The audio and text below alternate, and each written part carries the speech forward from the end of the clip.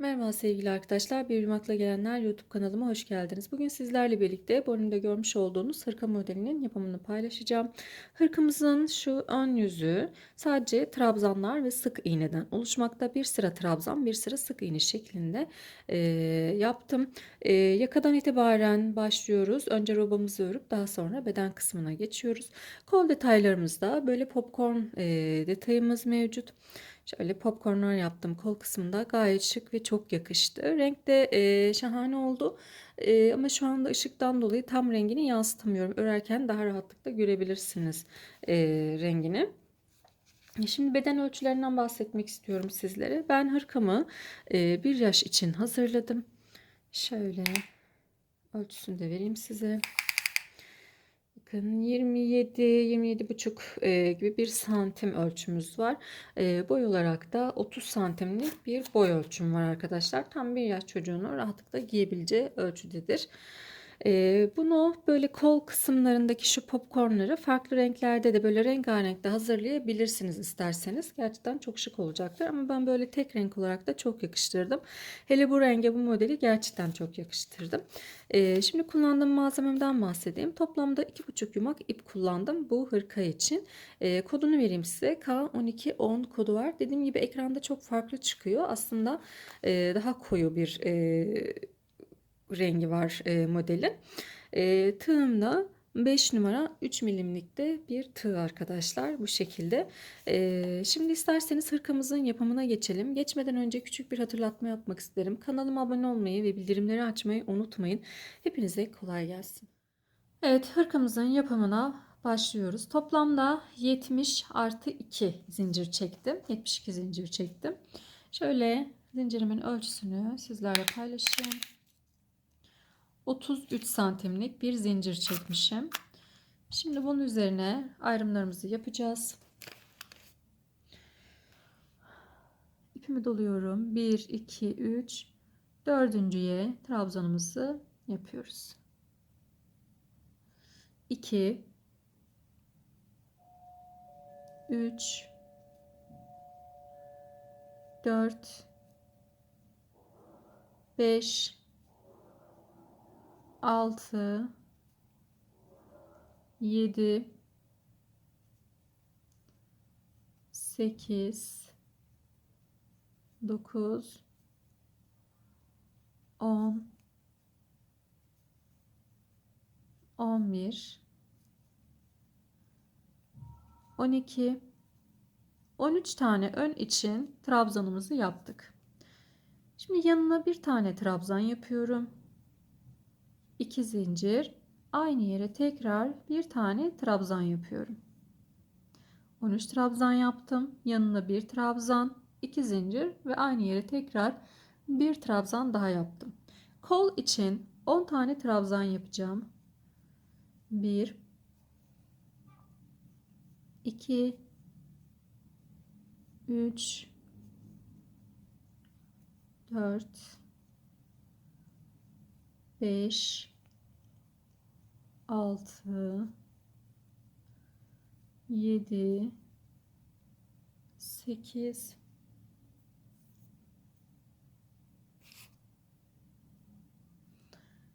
8,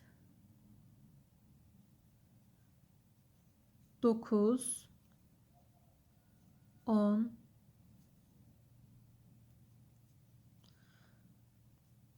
10 tane yapacaktık arkadaşlar. Şöyle yuvadan sonra şu yuvadakini saymadım. 2, 4, 6, 8, 10 tane trabzan yaptım. Şimdi yanındakine trabzan yapıyorum. 1, 2 zincir ve aynı yere tekrar bir tane trabzan yapıyorum. İpimi doluyorum. Arkası için de 20 tane trabzan yapacağım. 1, 2, 3,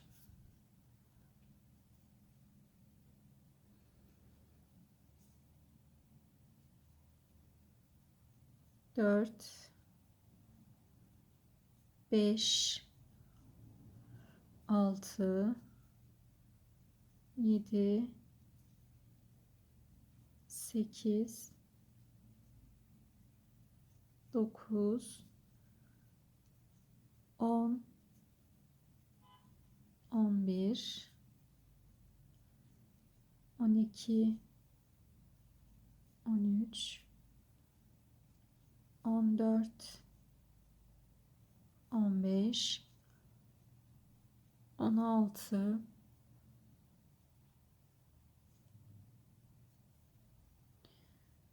17, 18,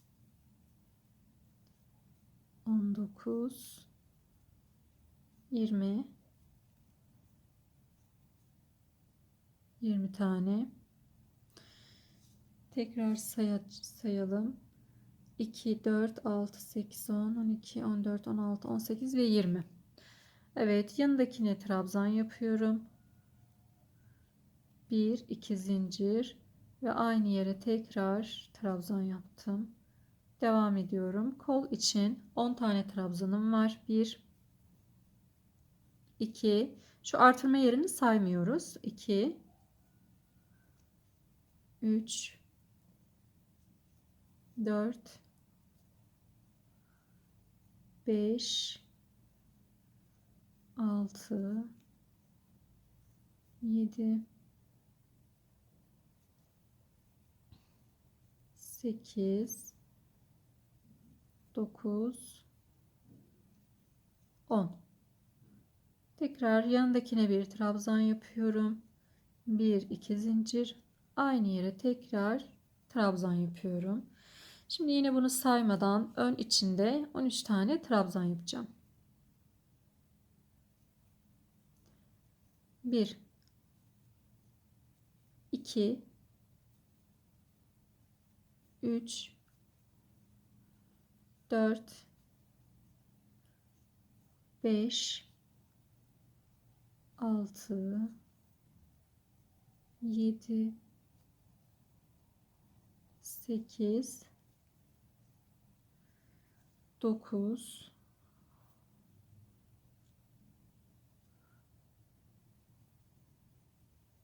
10, 11, 12, 13. Evet. 13 tane de trabzan burada yaptık. Bakın bu şekilde.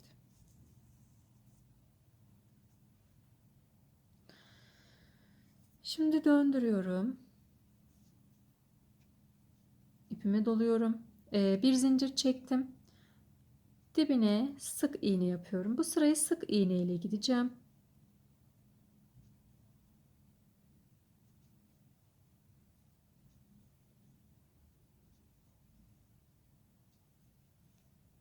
Bakın.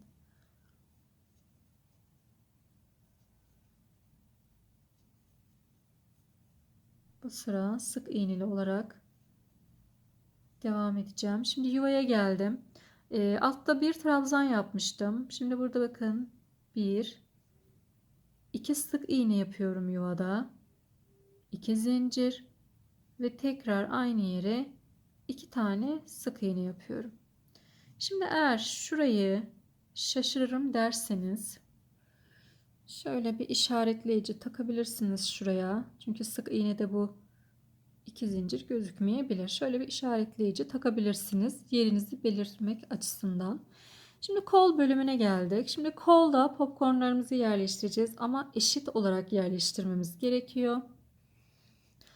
Şimdi yuvadan sonra 2 tane sık iğne yaptım. Şuraya bir tane daha sık iğne yapayım. Şimdi bakın. Şöyle bir hesaplamalar yapabiliriz. Bakın 3 tane sık iğne burada oldu. Şuraya bir tane popcorn yapsak. 2 popcorn arasında 7 tane olacak. 1, 2, 3, 4, 5, 6, 7. Şuraya da popcorn yapıyoruz. 1, 2, 2 tane de sık iğnem var. 4 tane olacak. Bu tarafta 3 tane, bu tarafta 4 tane. Bir tane sayı gelebilir. Yani farklı olabilir. Eğer 2-3 tane olursa fazlalık bu tarafa verin, bu tarafa verin. Dengeleyin arkadaşlar. Şimdi popcornumu yapıyorum. Burada bir tane yapmıştım. Sık iğne. Yani yuvaya 2 tane, bir tane de buraya 3 tane sık iğnem oldu. Şimdi popcornumuzu yapıyoruz bakın. Yapıyorum. 2 çıktım. Tam da 2 tane var. İpimi doluyorum. Aynı yere tekrar batıyorum. 2 çıktım. Tığımda 3 tane var. Tekrar batıyorum. 2 çıktım. Tığımda 4 tane var. Tekrar batıyorum. 2 çıktım. Tığımda 5 tane var. Tekrar batıyorum. 2 çıktım. Tığımda 6 tane var. Eğer 7 tane ayırmak istemezseniz 5 tane de ayırabilirsiniz. O zaman ne yapacağız? Bakıyoruz hemen. Şöyle batalım. 5 tane sık iğne yapacağız. 1, 2, 3, 4, 5. Buraya bir sık iğne. 1, 2, 3, 4 tane kalıyor. O zaman ne yapacaksınız? Şurada başlarken ona göre hani işaretleyerek yapacağız. Yani yine sayarak yapmanız gerekiyor. Hani bu kolu ayarlamanız gerekiyor arkadaşlar sayarak. Şimdi 2, 3, 4, 5, 6, 7 tane sık iğne yaptım. Dediğim gibi siz beşli, üçlü yani aralarına 3 tane, 7 tane ayırabilirsiniz. Eğer çok yoğun olsun isterseniz 3 yapın, 5 yapın. Şimdi ipimi doluyorum. Batıyorum yanındakine. Popcorn yapıyoruz. Bakın 2 çıktım tığımda 2 tane var. Aynı yere tekrar batıyorum. 2 çıktım tığımda 3 tane var. Aynı yere tekrar batıyorum. 2 çıktım tığımda 4 tane var. Tekrar batıyorum, uzatıyorum. 2, 4, 5 tane var. Batıyorum, uzatıyorum. 6 tane var. Yani aynı yere 5 kere batıyoruz, çıkarıyoruz. 2, 4, 6 tane tığım da var. Hepsini tek seferde çıkardım. Yanındakine sık iğne yapıyorum. Burada 2 tane sık iğnem var. 2 tane de yuvaya yapıyorum. 1, 2, 1, 2 zincir ve tekrar aynı yere 2 tane sık iğne yapıyorum. Burayı da şöyle işaret takabilirsiniz. Evet. Popcornlarımız sadece kol kısımlarında olacak. O yüzden buraya da sık iğne olarak ilerliyorum.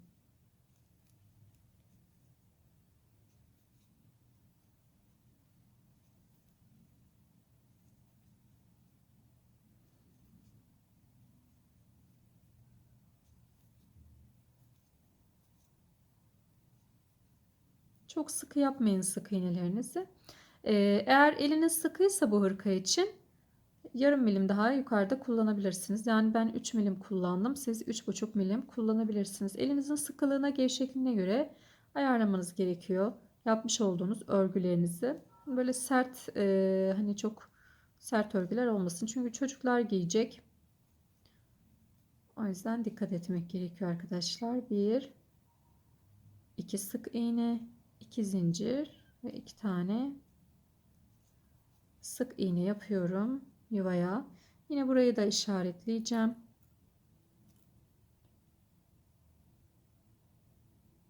Bakın şöyle ayırıyorum.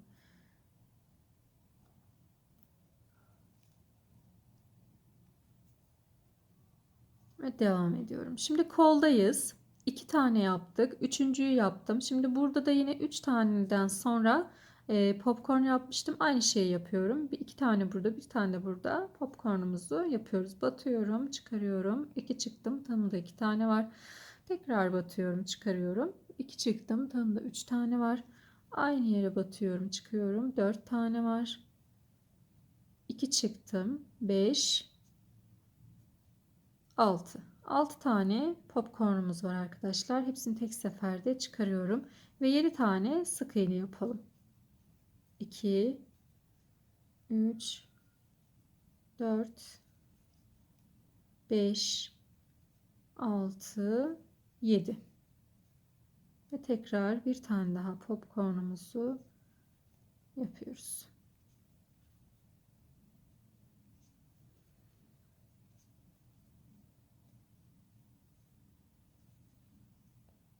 Evet, 1, 2, 3, 4. Yuvaya 2 tane sık iğne yaptım. 2 zincir çekiyorum ve aynı yuvaya tekrar 2 tane sık iğne yapacağım. Birini yaptım. İkinciyi de yapıyorum. Şimdi sık iğne ile yine devam ediyorum. İsterseniz ön kısımlarda da kullanabilirsiniz bu popcornları. Arka kısmına da koyabilirsiniz. İstediğiniz şekilde yapabilirsiniz arkadaşlar. Ben sadece kollarda uygulamak istedim. Siz bedenin her yerinde uygulayabilirsiniz. Popcorn hırkaların yanına aynı bu şekilde yaparak takım olarak da yapabilirsiniz bunu. Hani önlere de koyarsınız popcornlarımızı. Evet, şimdi sık iğneli sıramızı yaptık. Düz yüzüne dönüyoruz. Şöyle bir görelim. Evet. Evet arkadaşlar, bu şekilde.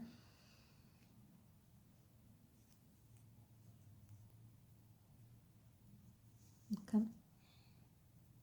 Burada düğme iliği ayıracağım arkadaşlar. Unuttum düğme iliği ayırmayı. Şöyle sonda 2 tane kalacak. 2 tane atlayacağım. 1 2, evet. Yani sonda 4 tane kalacak. Şöyle 1 2 zincir çektim. 1 2 tane atlıyorum. Üçüncüye sık iğne olarak bağladım. Dördüncüye de sık iğne olarak bağladım. Burada bir tane ilik yeri ayırmış oldum. Şimdi döndürüyorum. İkinci, bakın bir sıra trabzan ördüm. İkinci sık iğneli sırada düğme iliğimizi ayırdım. Bir zincir çekiyorum. Dibine trabzan yapıyorum. Şu anda örneğimin düz yüzündeyim ve trabzan kısmını yapacağım. Örneklerimizi sık iğneli sıralarda ama her 3 sırada bir koyacağım arkadaşlar. Şimdi bir, ikinci sık iğne. Yuvamın içerisine de 2 tane ikinci trabzanım arkadaşlar. Yuvanın içerisine de 2 tane trabzan yapacağım. Çünkü 2 tane atladım. Şuraya 2 tane trabzan yapalım. 1 2. 2 trabzanımızı yaptık ve devam ediyorum. Her birinin üzerine birer tane trabzan yapıyoruz.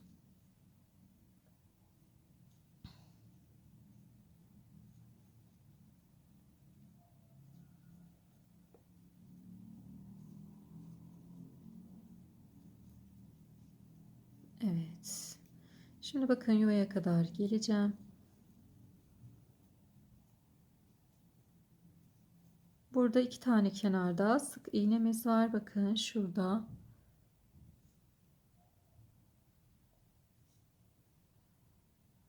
Altta 2 tane sık iğne olarak batmıştık. Şimdi şurada da bakın yuvam var. Hemen bunu çıkarıyorum. Yuvamın içerisine bir trabzan, 2 zincir ve bir trabzan yapıyorum. Sık iğneli sırada 2 tane yapmıştık. Burada bu şekilde bir tane yapıyoruz. Şimdi devam ediyorum.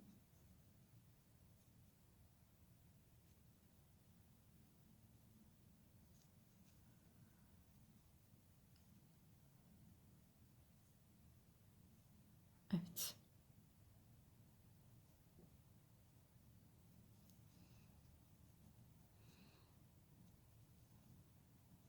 Şimdi düğme ilik yerine arkadaşlar burada ayırdım ben. İsterseniz diğer tarafta da ayırabilirsiniz.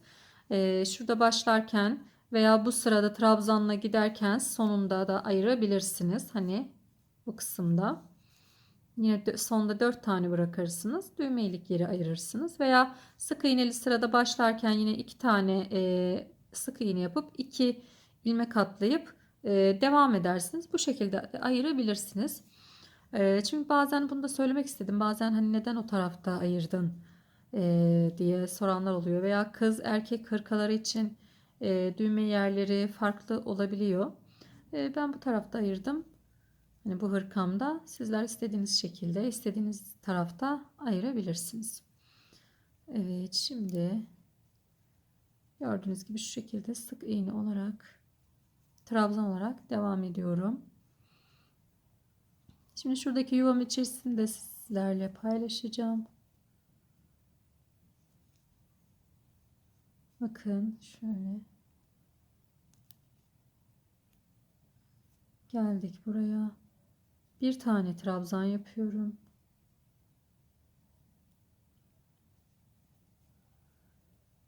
Bir iki zincir. Aynı yere tekrar tane trabzan yaptım. Ve devam ediyorum. Şimdi bu şekilde sıra sonuna kadar ilerleyelim.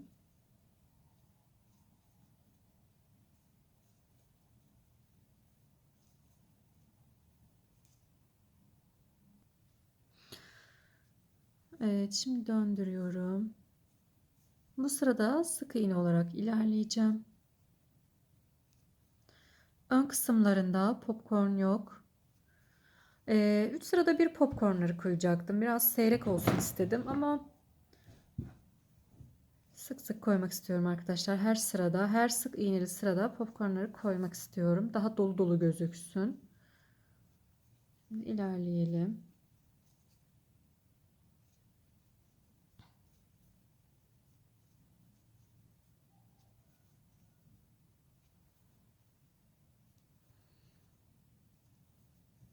Evet, şimdi yuvaya geldim. Yuvada bir, iki sık iğne yapıyorum. Altta bir trabzan yapmıştım. Burada iki tane, iki zincir ve tekrar aynı yere iki tane sık iğne yapıyorum. İsterseniz işaretleyicinizi takabilirsiniz. Ben takmayacağım. Şimdi bakıyorum. Hesaplama yapacağım arkadaşlar. Şimdi şuraya popcorn yapacak olursam sığıyor mu sığmıyor mu diye bakmam lazım.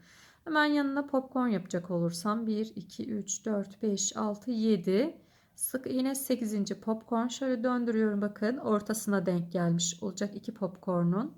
Daha sonra devam ediyorum. 1, 2, 3, 4, 5, 6, 7 sık iğne, buraya da popcorn. Demek ki buraya yapabilirim popcornumu. Böyle hesaplamalar yapabiliriz. Siz de sayılarınıza göre ayarlayabilirsiniz arkadaşlar. Popcorn 2, 4, 5 gördüğünüz gibi aynı yere 6 kere batıyorum. 5 kere batıyorum. Tığımda 6 tane var. Şimdi 1,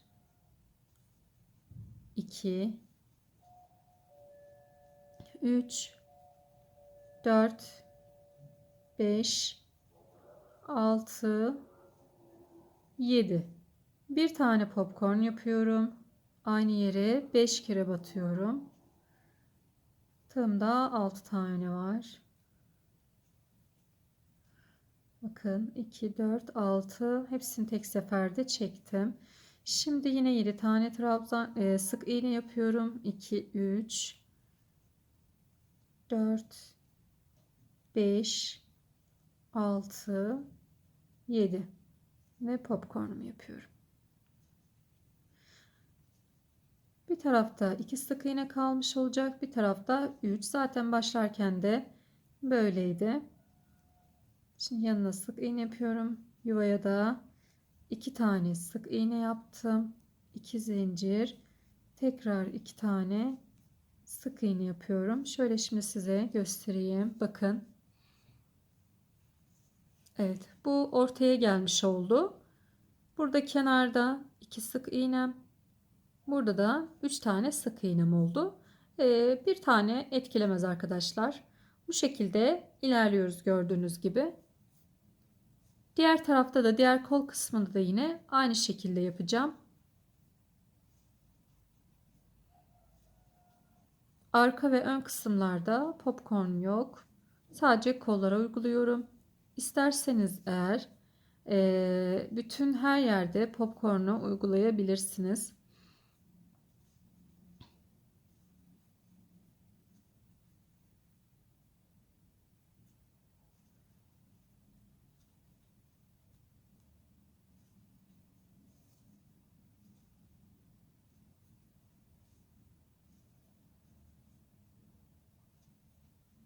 Hesaplamalarınızı farklı sayılarda yaparsanız hesaplamalarınızı bu şekilde yapın.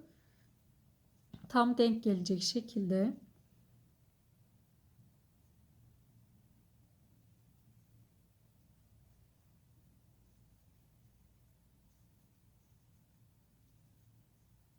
Evet, şimdi yuvam içerisine 2 tane sık iğne yapıyorum.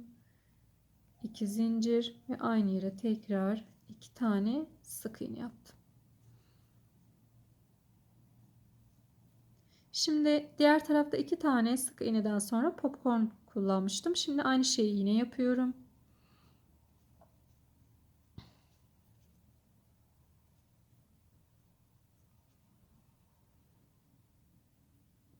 Hepsini tek seferde çıkardım. 7 tane sık iğne. 2, 3, 4, 5, 6 ve 7. Tam ortaya denk gelecek. Arasını 5 bırakan arkadaşlarım hesaplamalarınızı yine yapmış olduğunuz şekilde yapıyorsunuz. Ve yine 7 tane sık iğne yapıyorum. 2, 3, 4, 5, 6, 7. Yine buraya popcornumuzu yapıyorum.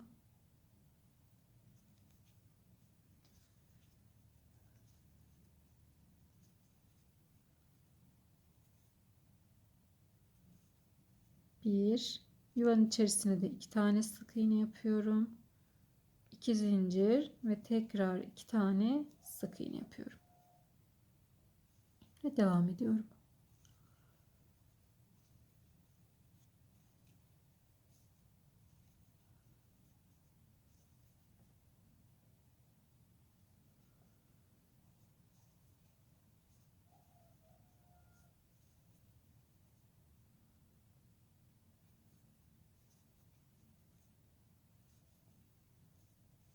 Sıra sonuna kadar ilerliyorum bu şekilde.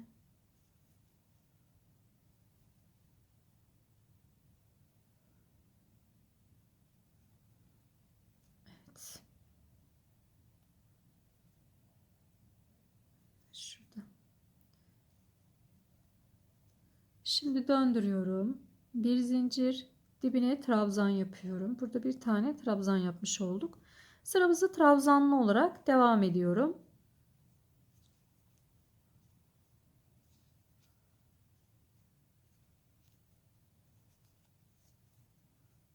Bir sıra sık iğne, bir sıra trabzan. Sık iğneli sırada popcornları uyguluyoruz.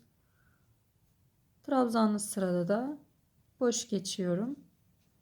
Şimdi yuvayı da tekrar göstereceğim size. Artık robamız hep bu şekilde ilerleyecek arkadaşlar. Popcornları nasıl yerleştireceğimizi de yine size söyledim. Her defasında zaten artık iyice belli oldu. Her defasında kenarda bir tarafta 2, bir tarafta 3 kalacak şekilde büyük ihtimalle olacak. Ama tabii ki yine hesaplayın.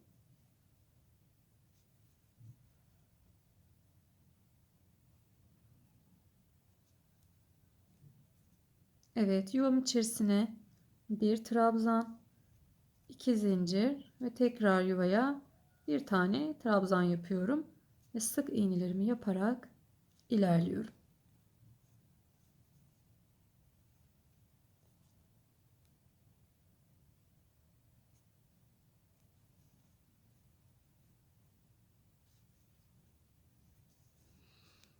Evet, burada önemli olan dediğim gibi şu kolda popcornlar yerleştirirken üst üste yani aralara gelmesi gerekiyor. Tam ortaya geldiğinde de bununla eşit olacak. Yani şununla şunun ikisinin arasına gelmesi gerekiyor. Ona dikkat edelim sadece. Bizim için önemli olan bu. Şimdi bu sırada yuvalara bir trabzan, bir iki zincir, bir trabzan şeklinde sıramızı tamamlayalım. Yine bir üst sırada bir tarafın kol popcornunu yine size göstereyim. Nasıl olduğunu sonrasında da artık kendimiz devam edebiliriz. Evet, üst sıraya geçtim. Kola kadar geldim. Şimdi kolda hesaplama yapıyorum tekrar. Bakın 2 tane sık iğnemi yaptım. Şimdi örnek veriyorum. Buraya popcorn yapacak olursam buraya popcorn yaptım. 1, 2, 3, 4, 5, 6, 7. 8.'ye popcorn yapacağım. Ortalama olmuyor arkadaşlar. Yani tam ortasına denk gelmiş olmayacak. Şurada olması gerekiyor ki benim ortam olsun. O zaman ne yapıyorum? Şuraya kadar bu sırada popcorn yapmayacağım. Başlarda hani ortaya gelmedi varsayalım. Burada yapalım. 1, 2, 3, 4, 5, 6, 7. Diğerini de burada yapacağım. 1, 2, 3, 4, 5, 6, 7. Yani diğer taraf hepten boş kalacak. Burada popcorn kalma yeri olmayacak. Hem de düzenim bozulacak. O yüzden ne yapıyoruz arkadaşlar? Şurada başlarken popcorn yapmıyorum. Bu arada yapacağım. Bir sonraki sırada popcornumuzu denk getireceğiz. Bunlara dikkat edelim. Hatta isterseniz şöyle sayarak işaretleyicilerinize takabilirsiniz. 1, 2, 3, 4, 5, 6, 7. İkinci popcornumu da buraya yapacağım. Evet. Şaşırırım derseniz böyle her sırada hesaplayarak işaretleyicilerinizi takın. O kısımlara popcornlarınızı yapın arkadaşlar. Bakalım kaç tane olacak oraya gelene kadar. Şurada tam ortasını buldum, işaretledim ama buradan oraya 1, 2, 3, 4, 5, 6, 7, 8, 9 tane oldu buradan oraya. Yuvamın içerisindekini saymazsam 7 tane olmuş olacak. Evet, şimdi popcornumuzu yapıyoruz. Sanırım anlaşıldı arkadaşlar. Bu popcornları nasıl dizdiğimi anladınız sanırım. Dediğim gibi böyle hesaplamalar yapın. Eğer şaşırırım derseniz şöyle işaretleyicilerinizi öncesinde takın, yerleştirin. Sonradan size sıkıntı olmasın. Bakın 7 tane yaptım araya. Yine çıkarıyorum. Popcornumuzu yapıyoruz.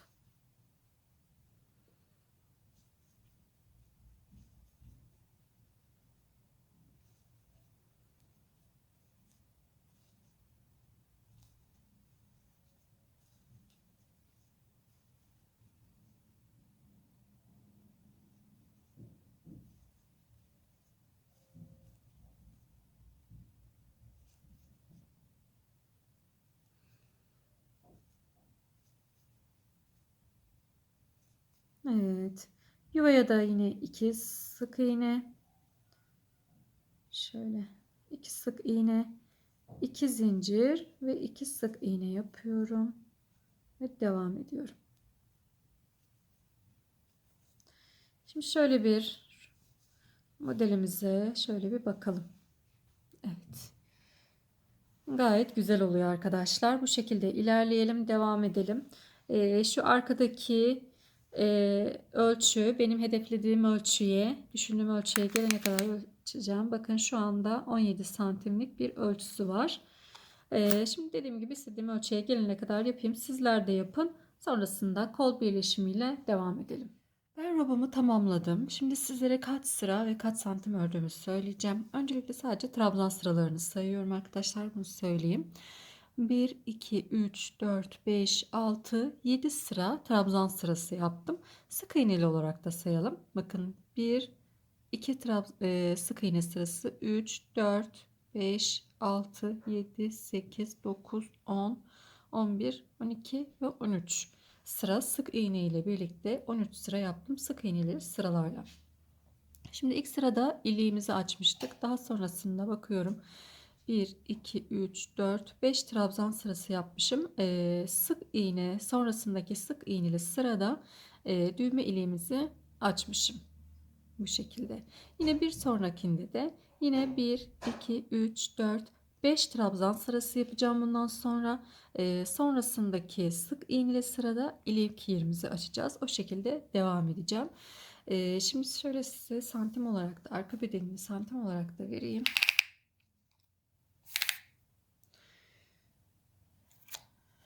Şöyle yapalım. 27 santim arka bedenim. Ölçü olarak veriyorum yukarıya doğru. 10 santimde bu roba yüksekliğimin ölçüsü. Şimdi kollarımızı birleştireceğiz. En son trabzan sırası yapmıştım. Sık iğneli sırada kollarımızı birleştireceğiz. Şöyle.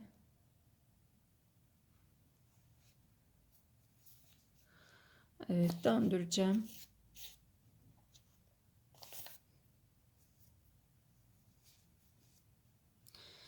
Bir zincir çekiyorum. Evet, hemen dibine sık iğnemi. Ön kısımda popcornumuz modelimiz olmadığı için sadece sık iğne olarak devam ediyorum. Bütün ilmeklerimi sık iğne olarak batıyorum. Şu koldaki en son kaç tane popcorn olduğunu saymadım. Bunu da sayayım size arkadaşlar. Şurada kolda en son bakıyorum kaç tane? 1, 2, 3, 4, 5 tane popcorn yapmışım. Şöyle sıralamayı 1, 2 ekstra. Daha sonra 1, 2, 3 tane. Sonra 1, 2 tane. 1, 2, 3 tane. 1, 2, 3, 4 tane. Ve en sonunda da 5 tane popcorn sırası yapmışım. Her iki kolda eşit. Buna dikkat ediyoruz. Şimdi sık iğne ile birlikte yuvaya kadar gelelim arkadaşlar.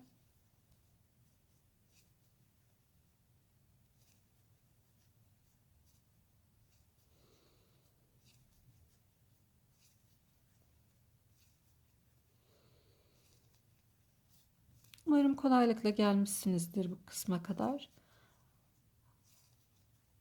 Gayet şık, kolay ve şık bir model. Kız erkek çocuklar için uygundur.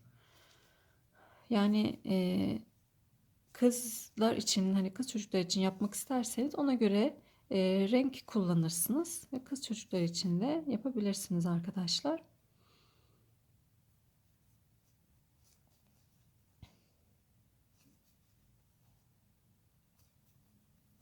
Evet. Şimdi geldim yuvaya. Burada bir tane batıyorum. Diğer yuvamı da buluyorum. Şöyle yapacağım bakın. Şimdi şöyle, evet, bakın, bir bu yuvaya batıyorum. Yani önümdeki yuvaya batıyorum. Bir tane de şuradaki yuvaya batacağım arkadaşlar. Şuraya bu şekilde batıyorum. Bakın. Batıyorum.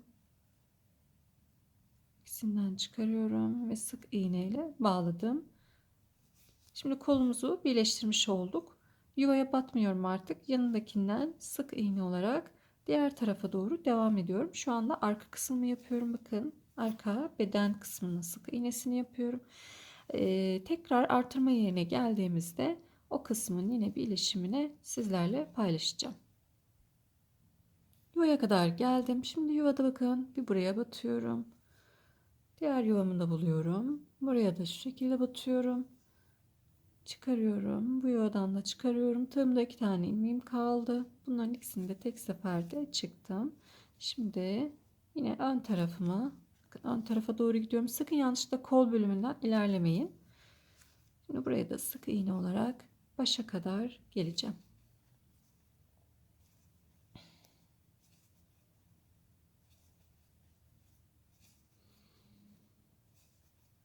Birleşimimiz de bu şekilde oldukça kolay ve basit.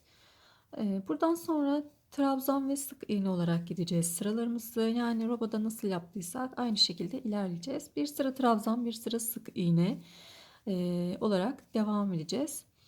Çünkü kolda kollarımızı uzun kollu yapacağız ve kolda da yine popcornlarımızı devam ettireceğiz. Bir sıra trabzan, bir sıra sık iğne. Sık iğneli sırada popcornlarımızı öreceğiz. Bedenimizin uzunluğuna göre kaç santim olacaksa ona göre öreceğiz arkadaşlar. Sonda birkaç sırada lastik örgüm olacak. Yaklaşık 27-28 santim kadar örerim. Şimdi evet, başa kadar geldim. Şimdi döndürüyorum. Bu sırada trabzan yapacağım. Bir zincirimizi çektik. Hemen dibine trabzanımı yapıyorum. Devam ediyorum gördüğünüz gibi. Artık bu bedende popcorn sıramız olmadığı için sadece trabzan ve sık iğne söylemiş olduğum gibi.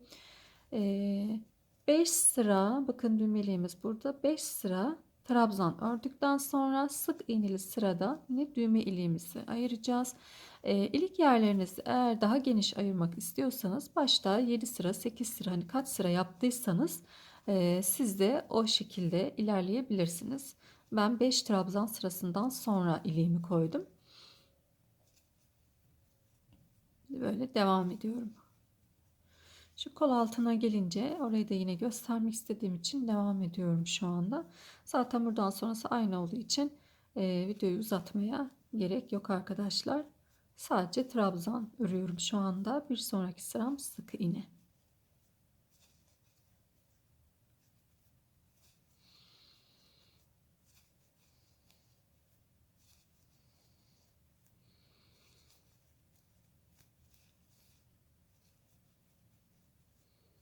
Evet. Neredeyse kol altına da geldim.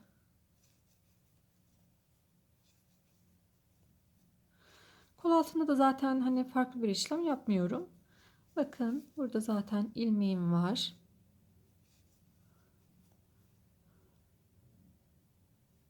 Şu ilmeğimi de yine alıyorum trabzan olarak.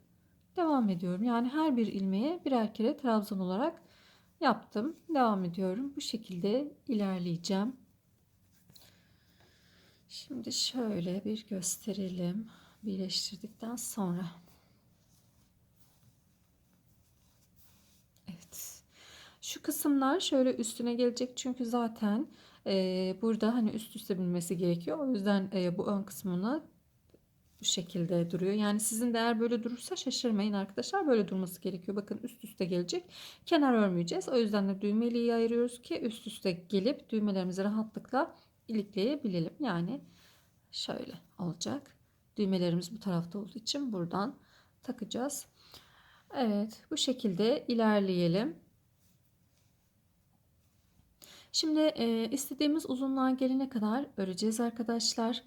E, Yani dediğim gibi yaklaşık 27-28 santim kadar ben yine öreceğim. Size sıra sayısını da vereceğim. Sonrasında dip kısmında lastik bölümümüz var. O lastiğimizi de yapacağız. Sonrasında da kollara geçeceğiz. Evet, şimdi örüp gelelim. Hırkamın bedeni tamamlandı. Şimdi sizlere ölçüsünü vereceğim. Kaç santim ördüğümü. Yakadan itibaren toplam kaç santim olmuş? 27 sıra. 27 santim olmuş arkadaşlar. Şuradan itibaren de kol altından itibaren de kaç sıra ördüğümü size söyleyeyim. Şimdi bakın kolumuzun altı sık iğne ile birleştirmiştik. Şu trabzan itibaren sayıyorum. Sadece trabzan sıralarını sayıyorum. Bakın sık iğne sıralarını saymayacağım. 1, 2, 3, 4, 5, 6, 7, 8, 9, 10, 11 ve 12. 12 sıra koltuk altından buraya kadar sık iğne sıralarını saymadım. İliklerimi de şöyle yerleştirdim. Bakın en son iliğim burada. Ondan sonrasında 3 trabzan sırası devam etti. Toplamda 1, 2, 3, 4 tane ilik yerim oluşmuş oldu. Şimdi beden kısmını yapacağız. Beden kısmında lastik uygulayacağız. Şimdi öncelikle nerede? Burada kaldık.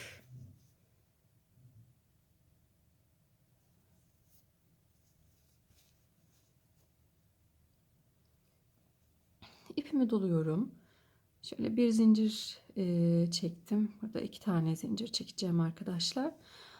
Şimdi şu bakın şu zincir olarak sayıyoruz bunu. Yanındakine yani şunu şöyle ters kısımda olduğum için bakın modelimin ters kısmındayım. Ters kısımda olduğu için şöyle dıştan lastik yapıyorum buna şuradan.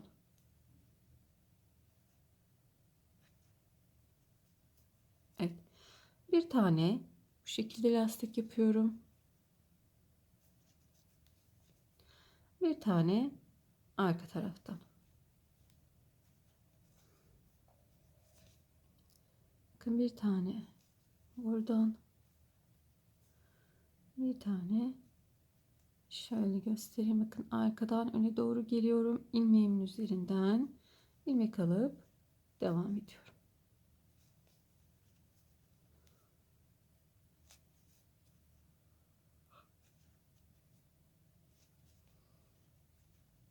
Bu şekilde sırayı lastik olarak devam ettiriyoruz.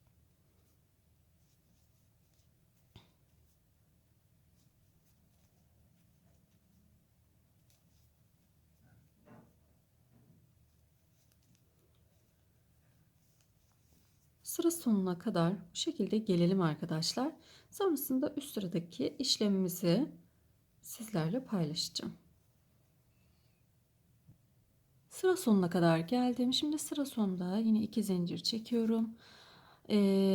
Devam ediyorum. Bakıyorum şimdi bu önümdekini arkadan almışım. Arka tarafta gözüküyor. Önde değil. Şöyle arkadan alıyorum. Bakın bunu önde bir çubuk şeklinde, kıpartı şeklinde bunu böyle önden alıyorum. Şunu arkadan alıyorum. Bunu önden. arkadan. Yani önde gördüklerimizi ön taraftan, arkada gördüklerimizi de arka taraftan yine alıyoruz. Ve lastik kısmımızı bu şekilde tamamlıyoruz arkadaşlar. 4-5 sıra kadar yapacağım. Şu anda ikinci sıramdayım. Bu lastik kısmını bitirdikten sonra kol kısmına geçeceğiz. Kol yapımını göstereceğim size. Şimdi isterseniz lastiğimizi yapalım. Dediğim gibi böyle bir 5 sıra kadar yapacağım. İkinci sıramdayım. 3 sıra daha yaparım. Bittikten sonra kol bölümüyle devam edelim. Arkadaşlar burada bir ilik yeri ayıracağım. Şimdi bakın şurada en sonki ilik yerimizi burada ayırmıştık. 1, 2 trabzan sırası gitmiştik galiba. 1, 2, 3 tane trabzan sırası gitmiştik. Şu anda tam ilik yeri ayırma yerim. Lastik sırasında nasıl ayırabilirim onu göstermek istedim size bitirmeden önce. Öncelikle bakın 1, 2, 3, 4 tane kenarda kaldı. Şimdi şöyle 1, 2 zincir çekiyorum. 1, 2 tane atlıyorum. Şu öndekini, arka taraftakini atlıyorum. Şuradaki neyse nasılsa bu şekilde alıyorum.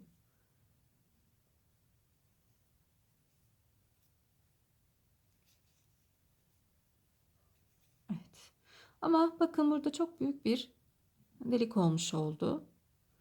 Şimdi şöyle yapacağım. Bunu da alıyorum. Bir zincir çekiyorum. Bunu atlıyorum ve bunu alıyorum. Zaten nerede ilik yerimiz? Evet, aynı hizaya gelmiş oldu. Veya böyle yapmak istemezseniz, iki tane atlamak isterseniz, eşitsizlik olduğunu varsayarsak bir tane zincir çekiyorum, 2 atlıyorum ve bu şekilde yapıyorum. Böyle de daha iyi oldu. Eşitliği de sağlamış olduk böylelikle. Evet, bir zincir çektik. Bir zincir çektik, 2 atladık. Bu şekilde yaptık. Şimdi döndürüyorum. Yine bir iki zincir çekiyorum şu kenardaki için. Şunu alıyorum. Bu yuvamda 2 tane atlamış olduğum için 2 tane trabzan yapıyorum buraya. Ve yine devam ediyorum. Evet. Üst sırada da ne yapacağız? Üst sırada da arkadaşlar yine lastikle geleceğiz. Bunlar sıradaki neye denk geliyorsa o şekilde alacağız. Önden veya arkadan ona göre alacağız ve bitireceğiz. Evet, devam edelim. Bedenimizi tamamladık. Toplamda 5 sıra ördüm. Bakın şurada ilik yerimiz de var. İlik yerlerimizi de açmış olduk. Tamamladık beden kısmını. Şimdi kola geçeceğiz. Şöyle kolu ben bir tarafını yapmıştım. Göstereyim size arkadaşlar. Bu şekilde çok güzel oldu. Şimdi diğer tarafı da beraber yapalım. Öncelikle bakıyorum en son trabzan sırasıyla bitirmişim. Şimdi sık iğne ile devam edeceğim. Sık iğne sıram ters kısımdaydı. O yüzden örneğimi tersten başlayacağım. Şöyle hemen kol altından itibaren ilmeğimi takıyorum. Evet. Şimdi burada bakıyorum arkadaşlar. Şu popcorn'un üzerine saydığımda dördüncü ilmeğim şu popcorn'un üzerine gelecek. Yani hani aralara popcorn yapıyoruz ya, o popcorn'dan sonra dördüncü ilmeğim bu popcorn'un üzerine geliyor. Hemen geri doğru sayıyorum. 1, 2, 3, 4. Şuraya bir tane popcorn yapabilirim. Buraya. Şimdi oraya kadar sık iğne ile geleceğim.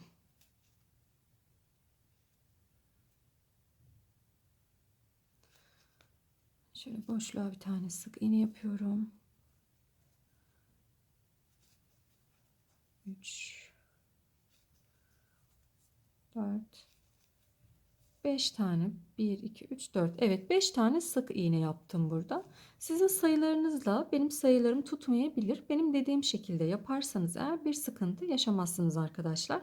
İlk popcorn üzerine gelenden geriye doğru 1, 2, 3, 4 tane sayacağız. 5. de popcornumuzu kuracağız. Şurada.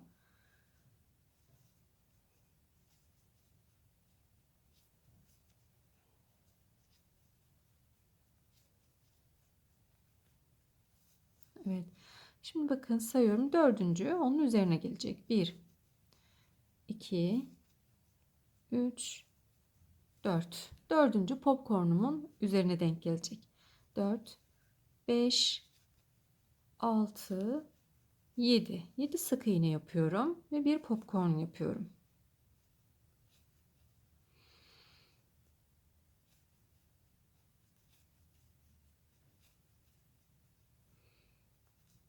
Tekrar 7 tane yapıyorum. Bakın burada da yine dördüncü. Alttakinin üzerine gelecek dördüncü sık iğnem. 3, 4. Bakın. 5. Yani kaydırıp kaydırmadığınızı anlamak için bu şekilde yapabilirsiniz arkadaşlar. Kaç tane? 2, 4, 6 tane yaptım. 7 ve tekrar bir popcorn yapıyoruz. 7 sık iğnede bir popcornlarımız vardı kolda.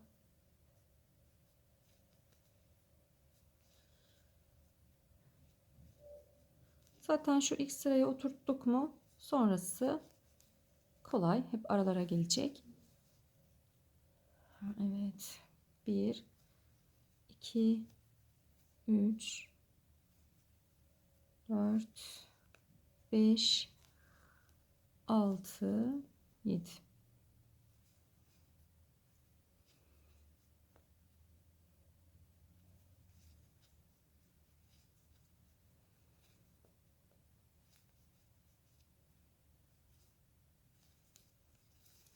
Sıra sonuna kadar devam ediyoruz. 2, 3.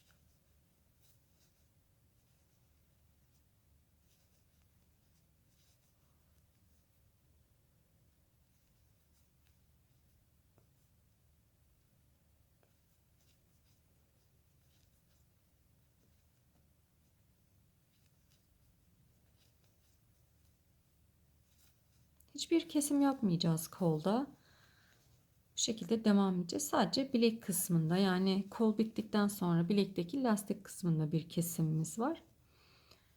2, 3, 4, 5, 6,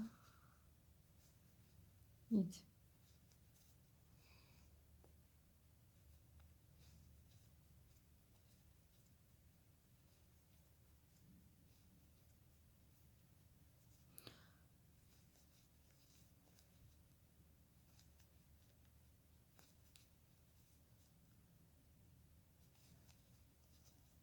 Evet.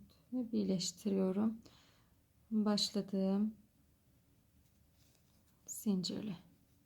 Evet, ilk sıramızı bu şekilde tamamlamış olduk. Şimdi döndürüyorum.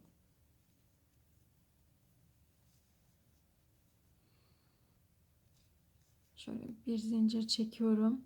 Dibine değil yanındakine trabzanımı yapıyorum. Sayalım burada kaç tane trabzanımız var öncelikle. 2, 3, 4. Diğer tarafta 48 tane trabzanım vardı. Burada 48 tane trabzanım olması gerekiyor. 4,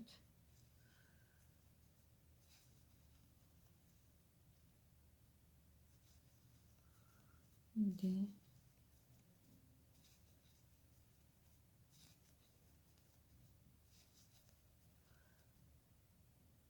evet, buraya kadar geldim. 48 tane trabzan saydım. Şurada normalde bir tane daha batmam gerekiyor. Batmıyorum arkadaşlar. Eğer sizinki eşitlenmediyse, yani diğer kolla bu kol eşitlenmediyse artırma yapabilirsiniz. Veya daha fazla eksiltme yapabilirsiniz. Şimdi şöyle başlamış olduğum noktayla birleşimimizi yapıyoruz. Evet. Şimdi döndürüyorum. Şöyle bir zincirimi çekiyorum. Bakıyorum şimdi tekrar. 1, 2, 3, 4.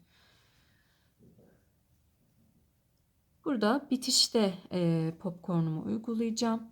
Burada şu anda popcorn yapmayacağım arkadaşlar. Sık iğne ile devam ediyorum. Bakın dibine yapmıyorum. Yanındakinden devam ediyorum. 1, 2, 3, 4, 5, 6, 7. Popcornumuzu kuruyoruz. Eğer siz şuradan itibaren saydığınızda burada kalıyorsa hani 5 tane ilmek, mutlaka popcorn yapın arkadaşlar. Ona göre ayarlayın. Benim kalmadığı için sonda yapacağım. 4,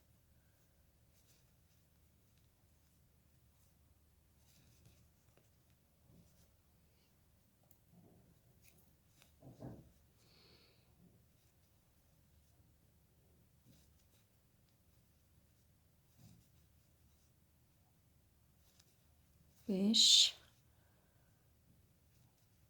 6, 7.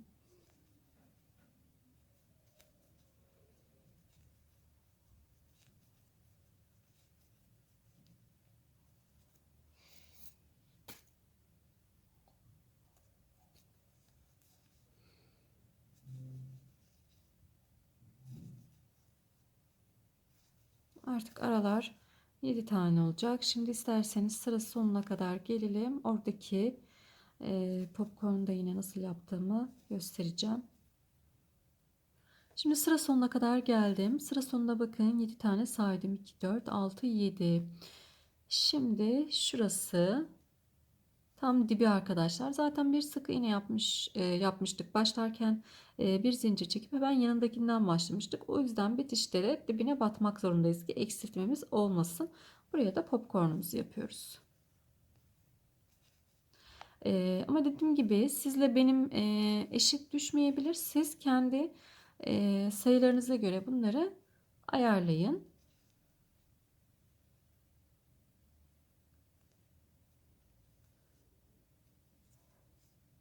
Şurada ip değişikliği yapmıştım.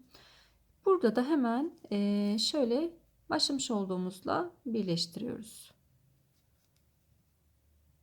Sık iğne yapacak yerimiz olmadığı için birleşim yaptık. Şimdi döndürüyorum. Şöyle bir zincirle döndüm. Hemen şunun tepesine bir tane trabzan yapıyorum. Yine burada sayacaksınız. Kaç trabzanınız vardıysa şu üstte yine aynı şekilde aynı trabzanınız olacak arkadaşlar. Benim 48 taneydi. 48 trabzan olana kadar öreceğim. 5, 6, 7. Evet, 48 tane trabzanım oldu. Şimdi döndüreceğim. Bir zincir çekiyorum. Şimdi bakıyorum arkadaşlar. Şu trabzanımın hemen üst noktasına gelecek şekilde trabzanımızı yapacağız. 1, 2, 3, 4 şurada, yani 1, 2, 3, 4 tane. 1, 2, 3. Bu şekilde mi? 1, 2, 3, 4. Evet. Şimdi şurada tekrar hemen dibine trabzan sık iğne yapıyorum. 1, 2, 3, 4, 5. 5 tane sık iğne yaptım burada. Sık iğne sırasında dibine battım arkadaşlar. Ve devam ediyorum. Bakın 1, 2, 3, dördüncü. Bir tane sökeceğim. Evet. 1, 2, 3, 4. Şuraya popcornumuzu yapacağız. Çünkü şu alttaki ile gözükmüyor galiba. Şu alttaki ile üst üste olsun diye. Bunlara dikkat edelim.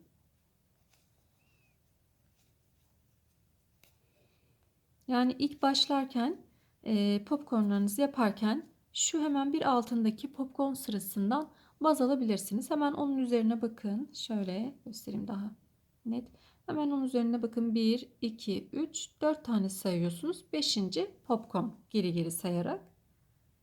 O şekilde ayarlayabilirsiniz. Şu ilklerini zaten burayı kurduktan sonra, buradaki popcornu yerleştirdikten sonra diğerleri kendi kendinden oluşuyor. 3, 4, 5, 6, 7 ve tekrar popcornumuzu kuruyoruz.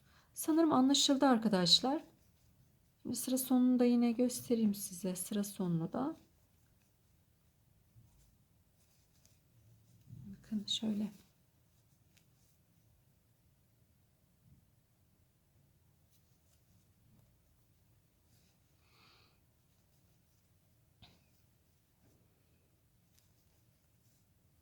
İki, 4, 5, 6, 7.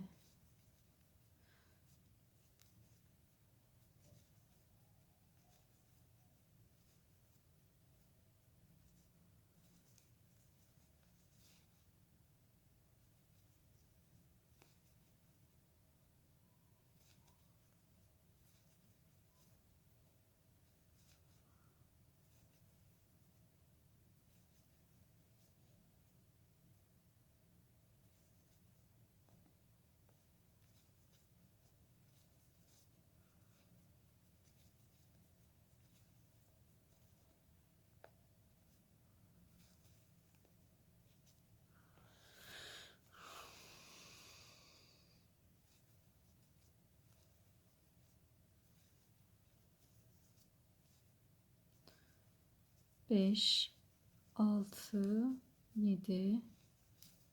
Evet, sıra sonuna az kaldı.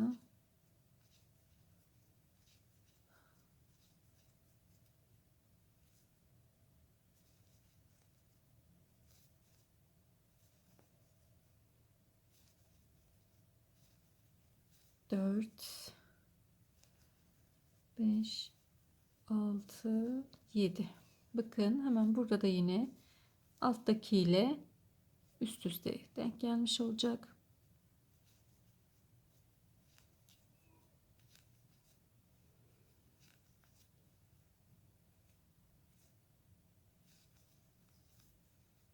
Bir, 2, 3. 3 tane sık iğne yaptım. Başlarken zaten dibine batmıştım. 4 bu tarafta var, 3 bu tarafta var. 7 tane sık iğnem olmuş oldu. İkisi arasında.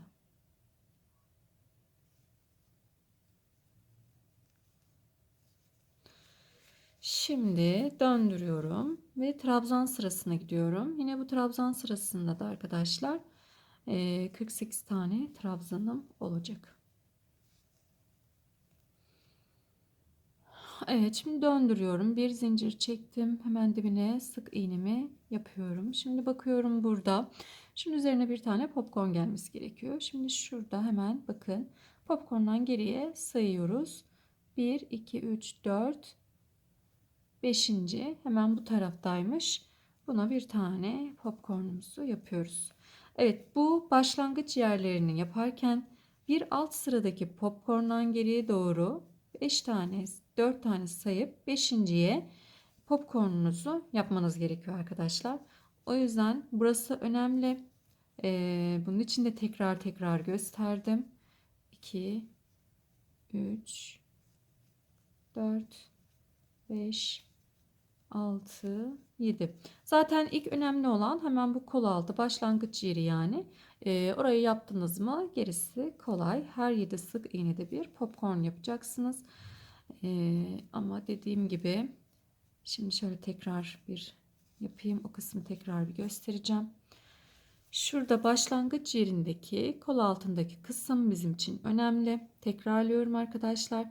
Bakın şunlar üst üste gelmesi gerekiyor. Bunu da ayarlamanın konuşamadım kusura bakmayın. Ayarlamanın en kolay yolu hemen buradan şunun üzerine gelenden geriye doğru 4 tane sayacaksınız. 5.'ye popcornunuzu koyacaksınız. Bu şekilde yapmanız gerekiyor arkadaşlar. Evet bakın uymuş mu? 1, 2, 3, 4. de yine buraya geliyor. Buna da dikkat edelim. Yani bir 4. ilmeğimiz bir alttakinin hemen üzerine denk geleceği için kaydırma yapıp yapmadığınızı bu şekilde anlayabilirsiniz. Şimdi kolumuzu bu şekilde ilerleteceğiz. Bedende kol altından itibaren bedende kaç sıramız vardıysa kaç trabzan sıramız vardıysa o kadar yapmamız gerekiyor. Tekrar saymak istiyorum bedenden itibaren. Şuradan 1, 2, 3, 4, 5, 6, 7, 8, 9, 10, 11. Bir tane de şuradaydı. 12 tane trabzan sıramız vardı.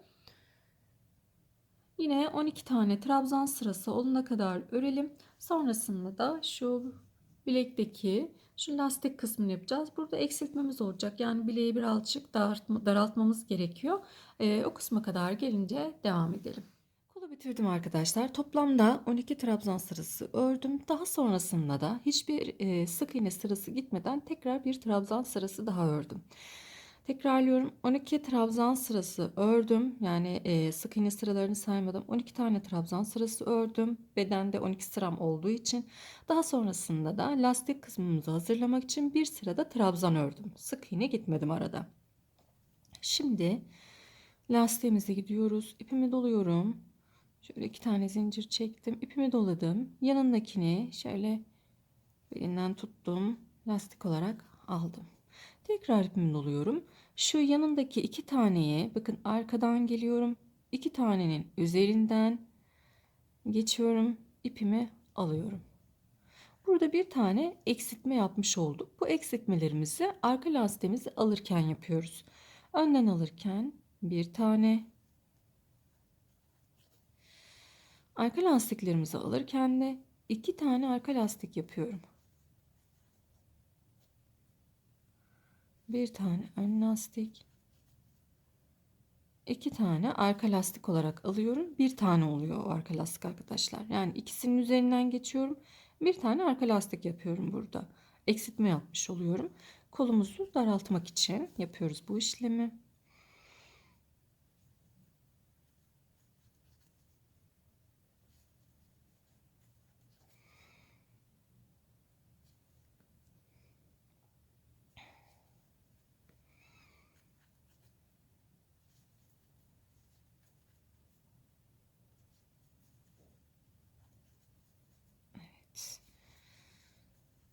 Her arka lastik alışımızda bu şekilde ikisinin üzerinden geçiyorum ve bir tane arka lastik yapıyorum. Yani eksiltme yapmış oluyoruz orada. Böylelikle koldaki o bilek kısmını daraltmış oluyoruz arkadaşlar.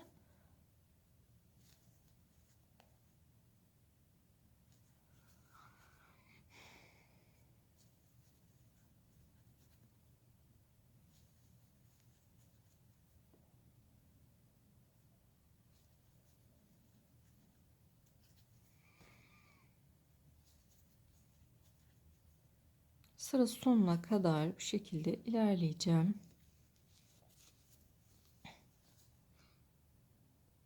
Bir üst sıraya geçtim. Sıramı tamamladım. Bir üst sıraya geçiyorum. Şöyle bir tane zincirimi çekiyorum. Şurada önde bakın, çubuk şeklinde görüneni önden alıyorum. Şurada arkada gözükeni de arkadan alıyorum. Artık eksiltme yapmayacağım. Hepsini birer kere bu şekilde alıyorum. Bedende yapmış olduğumuz lastik kısmına artık burada devam ettiriyoruz.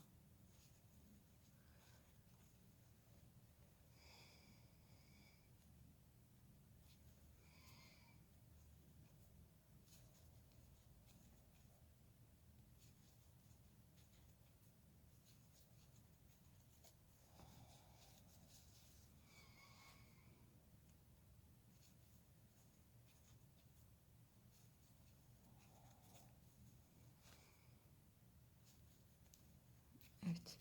Bu şekilde diğer kolda kaç sıra lastik yaptıysak burada da yine aynı şekilde yapıyorum. Şimdi bakacağım.